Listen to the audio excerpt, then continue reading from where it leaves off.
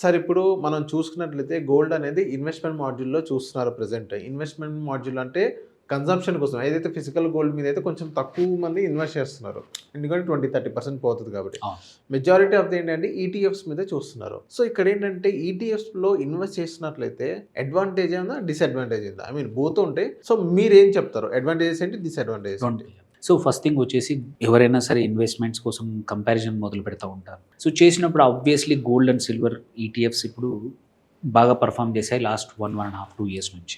So ఏంటంటే ఎందుకంటే recency bias ఎక్కువగా ఉంటుంది ఇన్వెస్టర్స్లో.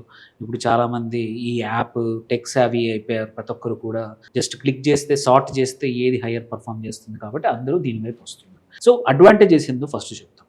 ఒకటి సెక్యూరిటీ ఆఫ్ ఇష్యూ లేదు.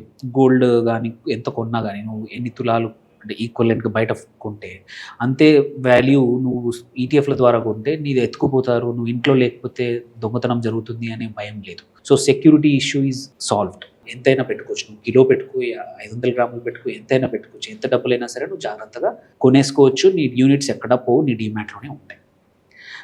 అండ్ ఎవరికి తెలీదు ఈజీగా. And more or less most of the time market ప్రైస్కి మీ ఈటీఎఫ్ ప్రైస్కి సేమ్ ఉంటుంది. స్మాల్ డిఫరెన్స్ ఎక్కువ పెద్దగా ఉండదు. కాబట్టి వాట్ ఎవర్ గోల్డ్ ప్రైస్లో జరిగే అప్రిసియేషన్ అనేది మీకు గోల్డ్ ఈటీఎఫ్లో కూడా అంతే appreciation more or less capture అవుతుంది. ఓకే. అండ్ ఇంకొక అడ్వాంటేజెస్ ఏంటంటే ఒకటి నీకు యాసెట్కి exposure like any other asset.